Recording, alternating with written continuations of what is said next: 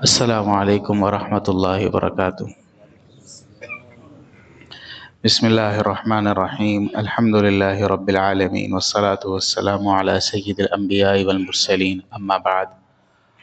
قال اللہ تبارک وتعالی فی کتابہ المجید، اعوذ باللہ من الشیطان الرجیم، بسم اللہ الرحمن الرحیم۔ یوم ينظر المرء ما قدمت یداہ ویقول الکافر یا لیتنی کنت ترابا۔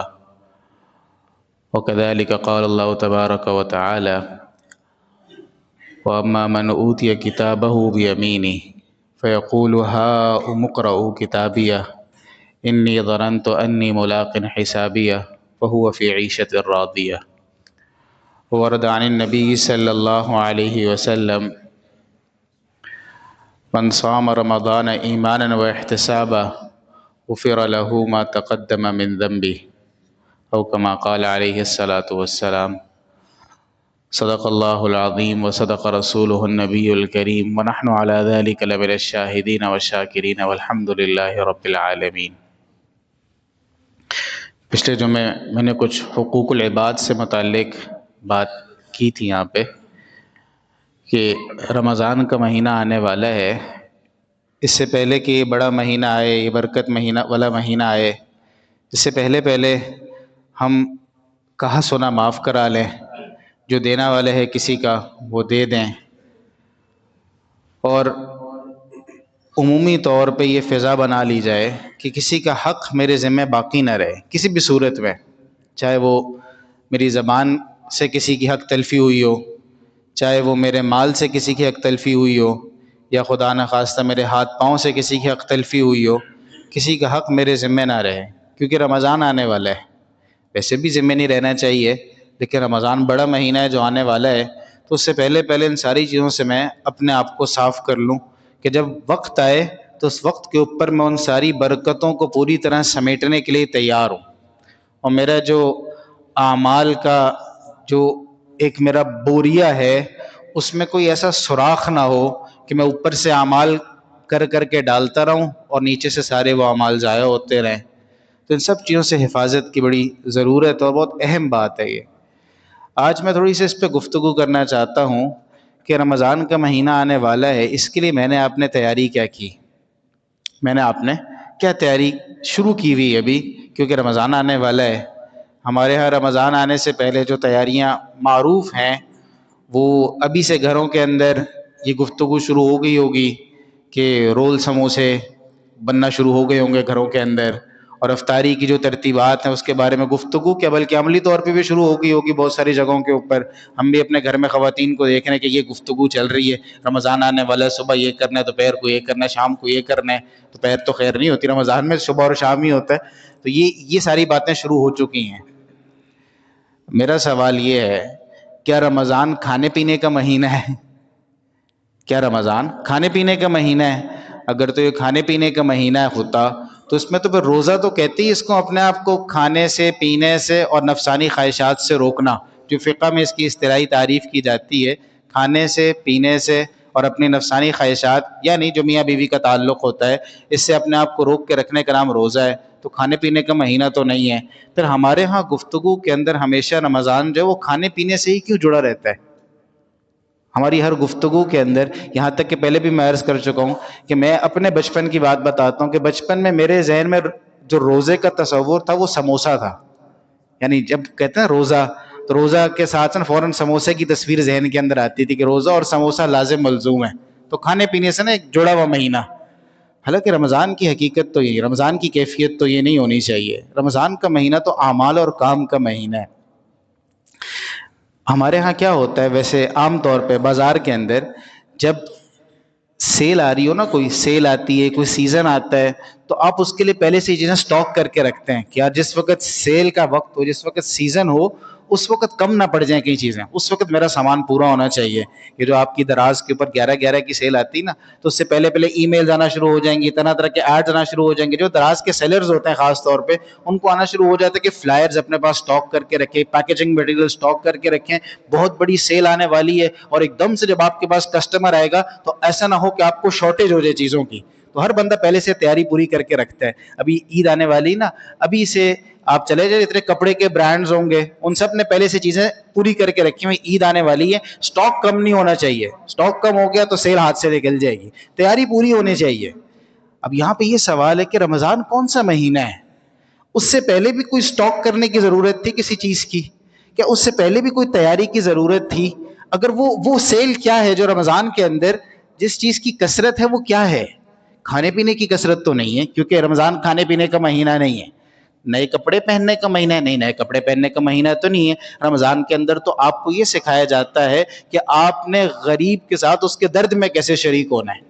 یعنی بھوکا رہنے کی ایک فائدہ یہ بھی ہوتا ہے کہ جب آپ بھوک کو برداشت کرتے ہیں تو کسی درجے میں, کسی کنارے پہ آپ کے ذہن میں, آپ کے دل کے اندر بھی کسی گوشے میں یہ احساس پیدا ہوتا ہے کہ غریب بھی تو جس کو روٹی نہیں ملتی ہوگی وہ صبح سے شام کیسے گزارا کرتا ہوگا, اس کے بچے بھی تو بلکتے ہوں گے. اس کا مطلب رمضان نہ کھانے پینے کا, وہ تو غریب کے ساتھ اس کی ساتھ اشک چوئی کرنے کا, اس کے درد میں شریک ہونے کا مہینہ ہے, تو وہ نئے کپڑوں کا مہینہ تو نہیں ہے.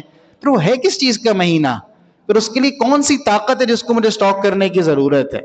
مجھے اور آپ کو جو سب سے بڑا کام کرنا ہے وہ یہ کرنا ہے کہ رمضان کی کوئی گھڑی میری ضائع نہ ہو جائے. تو کرنا کیا اس مہینے کے اندر؟ پھر وہ گھڑی ضائع نہ ہو, عمل کیا کرنا ہے اس کے اندر؟ ابھی سے وہ سارے کام جس روٹین کے اندر آپ چلنا چاہتے ہیں رمضان کے اندر, ابھی سے اس میں آپ کو ڈالنا شروع کر دیں اپنے آپ کو. اللہ کے نبی صلی اللہ علیہ وسلم کی ایک کیفیت تھی کہ آپ صلی اللہ علیہ وسلم رجب اور شعبان, آپ صلی اللہ علیہ وسلم کے روزے شروع ہو جاتے تھے. رجب میں بھی روزے رکھ رہے ہیں, شعبان میں بھی روزے رکھ رہے ہیں. کیوں؟ اب یہ رمضان کی تیاری ہو رہی ہے, ابھی تو رمضان آنے والے نا, تو شعبان سے روزے شروع ہوئے ہیں کہ تیاری ہو رہی ہے کہ رمضان کی تیاری. یہ والی تیاری کوئی نظر آ رہی ہے کہیں؟ کوئی ہو ایسے ساتھی آپس میں گھروں کے اندر کوئی ایسا ماحول بنا ہو کہ وہ سوچ لو کہ ہاں رمضان آنے والے, ابھی سے روزے رکھنا شروع کر دیں تاکہ رمضان کی تیاری ہو جائے.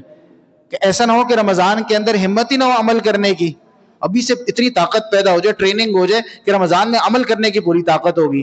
اچھا, پھر اس کے بعد نا علماء نے ایک اور بات بھی لکھی ہے کہ جب رمضان کا مہینہ شروع ہونے والا ہو تو اس سے 1-2 دن پہلے روزے نہیں رکھنے چاہیے.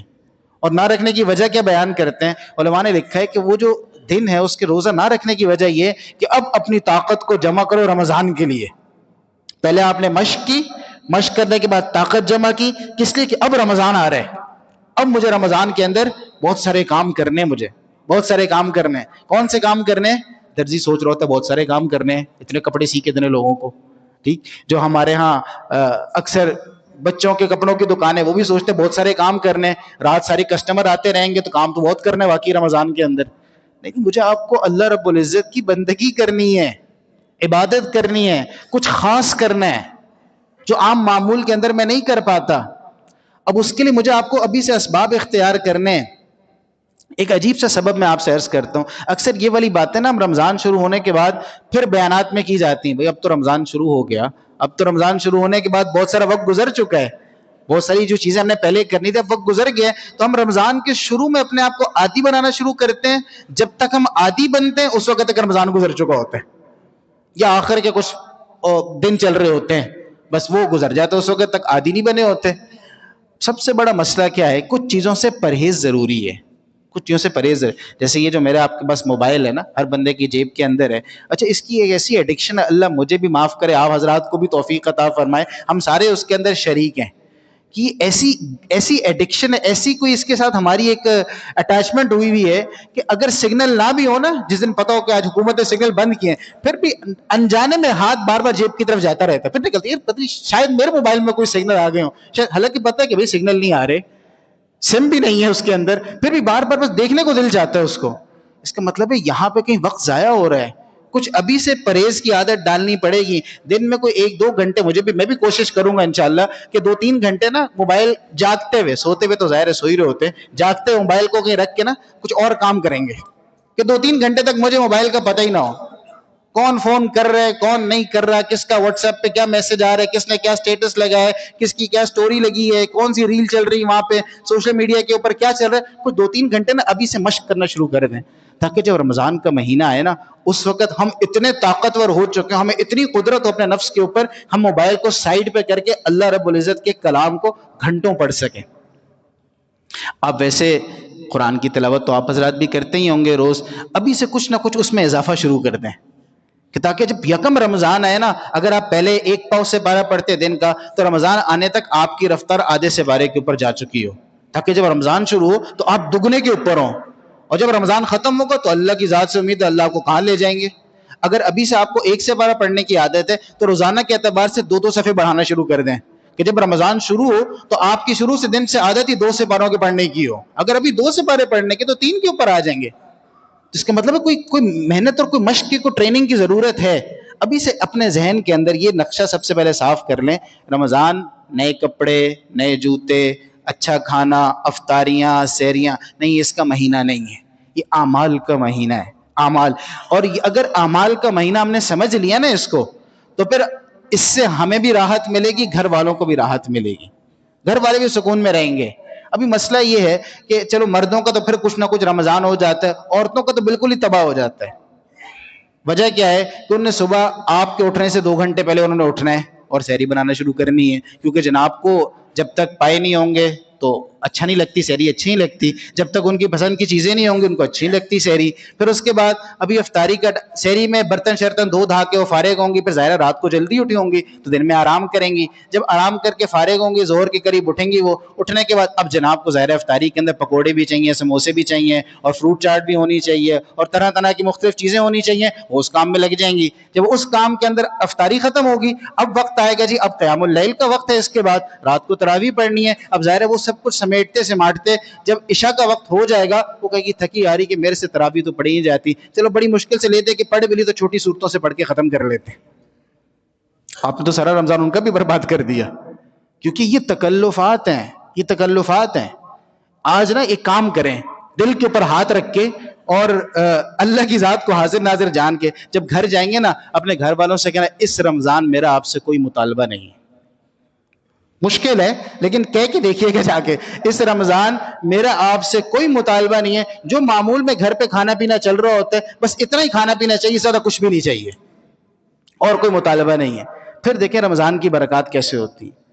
اب جتنی اچھا آپ کو عجیب بات بتاؤں، رمضان کے روزے کے بارے میں ایک حدیث شریف کے اندر آتا ہے کہ اللہ کے نبی صلی اللہ علیہ وسلم نے فرمایا، یا معاشر الشباب، اے نوجوانوں کے گروہ، من استطاع منکم الباءۃ فلیتزوج، تم میں سے جس کے اندر، ظاہر نوجوان کو شادی کی ضرورت ہے، کہ تم میں سے جو شادی کی طاقت رکھتا ہے اس کو چاہیے کہ شادی کر لے۔ تو پھر آگے یہ سوال پیدا ہوتا ہے کہ شادی صرف خواہش کو پورا کرنے کا نام تھوڑی ہے، شادی تو ذمہ داری کا نام ہے، نفقہ بھی دینا پڑے گا، چھت بھی فراہم کرنی پڑے گی، یہ سارے کام کرنے پڑیں گے۔ جب یہ سارے کام کرنے پڑیں گے تو اس کا مطلب ہے کہ اس کے لیے کچھ کمانا بھی پڑے گا۔ اب ہر کسی کی بعض اوقات مالی استعداد اس کی اجازت نہیں دے رہی ہوتی کہ وہ اپنے علاوہ کسی اور کا بوجھ بھی برداشت کر سکے، اب وہ کیا کرے؟ تو اللہ کے رسول صلی اللہ علیہ وسلم نے فرمایا کہ جو اس کی طاقت نہیں رکھتا فلیصم، تو وہ روزے رکھے۔ کیوں؟ فإنہ لہ وجاء، کہ روزہ جو ہے وہ انسان کے نفس کی خواہشات کو توڑتا ہے، انسان کے نفس کی خواہشات کو توڑتا ہے، لیکن میرا آپ کا روزہ نہیں توڑتا۔ کیوں نہیں توڑتا؟ ہم اس نفس کی خواہش کو ختم کرنے والی بھوک آنے ہی نہیں دیتے۔ ہم صبح بھی اتنا کھاتے ہیں کہ دوپہر تک اس کی ڈکاریں ختم نہیں ہوتی، پھر شام کو اتنا کھاتے ہیں کہ رات کو تراویح کے اوپر کھڑا نہیں ہوا جا رہا ہوتا، تو سارا کا سارا مسئلہ تو وہیں کا وہیں اٹکا ہوا ہے۔ ہم جو کہتے ہیں کتب علیکم الصیام کما کتب علی الذین من قبلکم لعلکم تتقون، تمہارے پر روزے فرض کیے گئے جیسے تم سے پہلے لوگوں پہ فرض کیے گئے تھے تاکہ تم تقوی اختیار کرو، تاکہ تمہارے اندر تقوی آ جائے، وہ آتا ہی نہیں ہے۔ کیونکہ اس کی جو اللہ کے رسول صلی اللہ علیہ وسلم کے روزے تھے، وہ روزے کی کیفیت کیا تھی کہ اللہ کے رسول صلی اللہ علیہ وسلم، جو نفلی روزوں کی بات کرو، رمضان کے روزوں کی بات نہیں کر رہا، آپ صلی اللہ علیہ وسلم گھر آتے تھے، کچھ کھانے کے لیے ہے نہیں، اللہ کے رسول کچھ بھی نہیں، کچھ کھانے کے لیے ہے کچھ بھی نہیں، کچھ کھانے کے لیے ہے کچھ، 9 گھر تھے ایک وقت کے اندر، کہیں سے کچھ نہیں ملا، کہ چلو ٹھیک ہے پھر آج میرا روزہ ہے۔ وہاں روزوں کی کیفیات یہ ہوا کرتی تھی، وہاں پہ سادگی کے ساتھ رمضان آیا کرتا تھا، اعمال سے آباد ہوا کرتا تھا۔ اب مجھے آپ کو بھی کچھ سٹاک کرنے کی ضرورت ہے، اس لیے جو رمضان کی تیاریاں کرنی نا، ایک تو وہ والی تیاریاں جو رمضان کے اندر نہ فرض ہے نہ واجب ہے نہ مستحب ہے، لیکن ان کے بارے میں بھی عرض کر رہا ہوں کہ وہ رمضان سے پہلے کر لیں۔ ہم پہلے سے، آپ نے کپڑے خریدنے شوق سے خریدیں، عید کے لیے کپڑے خریدنے ہوں گے آپ نے، رمضان سے پہلے خرید، آج کل میں جا کے خرید لیں، ہو سکتا ہے سستے بھی مل جائیں گے، ابھی سے جا کے کر لیں، اس کے سارے انتظام کر لیں۔ جو رمضان کے اندر گھر کے لیے راشن خریدنا تھا، اگر آپ کے پاس ابھی استطاعت موجود ہے، پہلے سے اس کو پورا کر لیں۔ رمضان کا مہینہ اس چیز میں خرچ کرنے کے لیے نہیں ہے۔ آخری عشرے کی راتیں ہم بازار میں جا کے ضائع نہیں کر سکتے کہ بچوں کو لے جا کے ان کی شاپنگ کے لیے اس میں وہ ساری راتیں اس میں نکل جائیں، بہت گھاٹے کا سودا ہے نا۔ جس وقت اللہ رب العزت کہہ رہے آؤ میں مغفرت کرنے کے لیے تیار ہوں، فرشتے اتر رہے ہیں آسمان سے تو آپ کو سلام کرنے کے لیے آ رہے ہیں، آپ کہاں پہ پہنچے ہوئے؟ آپ کہتے جی آج تو چاند رات ہے، فرشتے آ رہے ہیں سلام کرنے کے لیے، طاق راتیں چل رہی ہیں اور اصحاب بازار کے اندر ہے، تو پھر فرشتے سلام نہیں کریں گے، وہ پھٹکار ہی ڈال کے نہ چلے جائیں گے، گڑبڑ ہو جائے گی بہت زیادہ. تو اس لیے اپنے آپ کو اللہ رب العزت کے قرب کے لیے لے کے جانا ہے آگے، اس کے لیے تیاری ابھی سے کرنی ہے. اس لیے اللہ کے رسول صلی اللہ علیہ وسلم کا معمول کیا تھا کہ آپ صلی اللہ علیہ وسلم رمضان آنے سے پہلے صحابہ کو جمع کر کے کہتے تھے تمہارے اوپر ایک ایسا مہینہ آنے والا ہے کہ جس میں ایک ایک عبادت جو ہے نا، ایک ایک عبادت، جس کے راتوں میں قیام ہے، جس کے دنوں کے اندر روزہ ہے، جس کی ایک ایک عبادت جو فرض عبادت تم کرتے ہو وہ فرض 70 درجہ اوپر نکل جاتا ہے، کہ جس میں ایک ایک نفل جو ہے اس کو اللہ فرض کا درجہ عطا کر دیتے ہیں، یعنی ایک ایک عمل کا اتنا اتنا اجر بڑھ جاتا ہے. تو سوچنے کی ضرورت ہے اور ماحول بنانے کی ضرورت ہے ابھی سے. رمضان آ رہا ہے، رمضان مشقت، اب تو ویسے بھی آسان رمضان آ رہا ہے، مشکل رمضان نہیں آ رہا، تو پہلے سے رمضان کے اندر عبادت کا ماحول بنا لیں، تاکہ کل کو پتہ کیا ہوگا، کل کو جب اللہ رب العزت کے پاس جائیں گے تو اس وقت یہ ایک ایک گھڑی وہاں پہ یاد آئے گی. وہاں پہ دو قسم کے لوگ ہوں گے. کافر کیا کہے گا؟ یوم ینظر المرء ما قدمت یداہ، کافر جو ہے جب وہ دیکھے گا کہ میں نے یہ اعمال کیے تھے اور اللہ تعالیٰ کے ہاں یہ اعمال پہنچے، تو کیا کہے گا؟ وَيَقُولُ الْكَافِرُ يَا لَيْتَنِي كُنْتُ تُرَابًا، کاش میں مٹی ہو جاتا، کاش میں مٹی. حسرت ہوگی، حسرت. وہاں جا کے پتہ لگا نا کہ رمضان تو اتنا گزارا تھا لیکن کچھ ملا ہی نہیں اس میں، کچھ بچا ہی نہیں اس میں. ایک حدیث شریف کے اندر آتا ہے رغم انف رجل، وہ بندہ بدقسمت ہے، وہ بندہ بدقسمت ہے. کون؟ کہ اس کے پاس رمضان کا مہینہ آیا، ثم انسلخ، اور وہ رمضان کا مہینہ گزر گیا، قبل ان یغفر له، اس سے پہلے کہ اس کی بخشش ہو. بدقسمت ہے وہ آدمی. مجھے آپ کو تھوڑا سا سوچنا چاہیے. ہم اصل ایک اور مسئلہ ہمارا پتہ ہے، آخری بات میں عرض کرتا ہوں، ہم لوگ نا ایموشنز پہ چلتے ہیں، جذبات پہ چلتے ہیں، ہم ہدف پہ نہیں چلتے. اس لیے نا ہمارے ہاں کیا ہوتا ہے کہ ہر سیزن کے ساتھ ہمارے اوپر ایک نیا فیز آتا ہے. ہر سیزن کے ساتھ رمضان آئے گا سارے مسلمان بن جائیں گے، 14 اگست آئے گی سارے پکے پاکستانی بن جاتے ہیں. تو ہم لوگ جذبات پہ چلتے ہیں، بس جذبات پہ، ہدف لے کے نہیں چلتے. اچھا، جو ہدف والا آدمی ہوتا ہے، جس کے سامنے ویژن ہوتا ہے، جس کی منزل ہوتی ہے کوئی، وہ جذبات سے فائدہ تو اٹھاتا ہے، وہ جذبات سے فائدہ اٹھاتا ہے لیکن جذبات کی پیروی نہیں کرتا وہ. اس لیے ہمارے ہاں کیا ہوگا، رمضان میں جب تک لوگ آ رہے ہوں گے نا مسجد میں، ہم بھی آ رہے ہوں گے ساتھ ساتھ. جیسے لوگ مسجد سے جانا شروع ہوں گے ہم بھی جانا شروع ہو جائیں گے. جذبات چل رہے ہیں، جذبات، بھیڑ چال ہے، بھیڑ چال. کیوں چل رہے ہیں؟ سارے جا رہے ہیں. یعنی بکری ہے نا، بکری آگے جا رہی ہو، پیچھے والی بکری سے پوچھے کدھر جا رہی، وہ آگے والی جہاں جا رہی، وہ کہاں جا رہی پتہ نہیں، وہ بھی آگے جا رہی ہے کہیں. تو ہم جذبات کے ساتھ چلتے، اس لیے ایموشنز کے ساتھ نہیں چلنا، ہم نے ہوش کے ساتھ. بھئی میرا مقصد تو اللہ کو راضی کرنا ہے. یہ رمضان دوبارہ زندگی میں آئے گا یا نہیں آئے گا مجھے آپ کو اس بارے میں نہیں پتا. اس لیے ابھی سے اس کی ٹریننگ میں لگ جانا ہے، ابھی سے اپنے اندر اپنے اسباب اختیار کرنے، اپنی نمازوں میں کچھ نہ کچھ اضافہ شروع کر دیں. نوافل کے اندر اگر آپ پہلے اشراق نہیں پڑھتے تو اللہ مجھے بھی توفیق دے ہم اشراق پڑھنا شروع کر دیں. اگر پہلے اوابین کا اہتمام نہیں تھا، اوابین کا اہتمام شروع کر دیں. اگر پہلے چاش کی نماز نہیں پڑھتے تھے، کچھ نہ کچھ بڑھا لینا. اگر پہلے تہجد نہیں پڑھتے تھے، میں بھی نیت کرتا ہوں، آپ بھی نیت کریں، انشاءاللہ تہجد کا اہتمام شروع کر دیں گے. ہم سارے کہیں نہ کچھ ابھی سے بڑھانا شروع کر دیں، تاکہ جب رمضان آئے تو پھر ہماری ٹریننگ شروع نہ ہو بلکہ پریکٹیکلی ہم فیلڈ کے اندر آ کے اللہ کو راضی کرنے والے بن جائیں. اور اس کے جو اسباب اختیار کرنے، میں نے کہا کہ جوتے، کپڑے، یہ سب چیزیں ٹھیک ہے، آپ کی مرضی ہے، آپ لینا چاہتے ہیں لیں، لیکن رمضان سے پہلے ان ساری چیزوں کو ختم کر دیں. اور آج جا کے جو آج کا ہدف ہے نا، اگر آپ حضرات نے یہ کام کر لیا، آج یہ کام کر لیں، گھر جا کے اپنے گھر والوں سے ابھی سے یہ کہتے اس رمضان ہمارا آپ سے کوئی مطالبہ نہیں ہے، جو معمول چل رہا بس اس معمول کے مطابق چلیں گے. اور اب ابھی سے نا اپنے آپ کو سمجھا لیں، کچھ نہیں ہوتا یار، رمضان میں سموسے بعد میں کھا لیں گے، اچھا ملیں گے پھر بھی، گھر والے بھی برداشت نہیں کر سکتے ویسے، لیکن ملیں گے پھر بھی انشاءاللہ. لیکن کم از کم جب آپ کے سامنے ایک ویژن ہوگا نا کہ رمضان میرا یہ والا مہینہ نہیں ہے، پھر آپ کو غصہ بھی نہیں آئے گا اس بات کے اوپر. پھر کوئی نہیں، شام کو جیسا کہ سب کو کھا پی کے گزارا کریں گے، اور رات کو آپ کو قیام کے اندر مزہ آئے گا، رات کو قیام کے اندر مزہ آئے گا. میں بھی انشاءاللہ نیت کروں، میں بھی اپنے گھر والوں کو جا کے آج یہ کہوں گا، ٹھیک، میں بھی آپ کے ساتھ اس میں شامل ہوں. لیکن ہم سارے اس بات کی نیت کریں کہ یہ رمضان یہ میرے اور اللہ کے درمیان کا مہینہ ہے، یہ کھانے پینے کا مہینہ نہیں ہے، یہ ٹائم پاس کرنے کا مہینہ نہیں ہے. روزہ نہیں گزر رہا ہوتا کیا کہتے ہیں، اور چلو بیٹھنے تھوڑا ٹائم پاس کر لیتے ہیں، تھوڑی گپ شپ لگا لیتے ہیں، روزہ گزر جائے گا. اچھا نہیں، ایسا نہیں کرنا، ٹھیک. اور آخری بات، ایک اور دوسری آخری بات، اب یہ کہ یہ رمضان ہے نا، یہ خرچ کرنے کا مہینہ ہے. اب اللہ کے لیے نکالنے کی کیفیت ابھی سے پیدا کرنی ہے. روزانہ کے اعتبار سے کچھ نہ کچھ صدقہ کرنا شروع کر دیں، کچھ نہ کچھ ابھی سے صدقہ کرنا شروع کر دیں.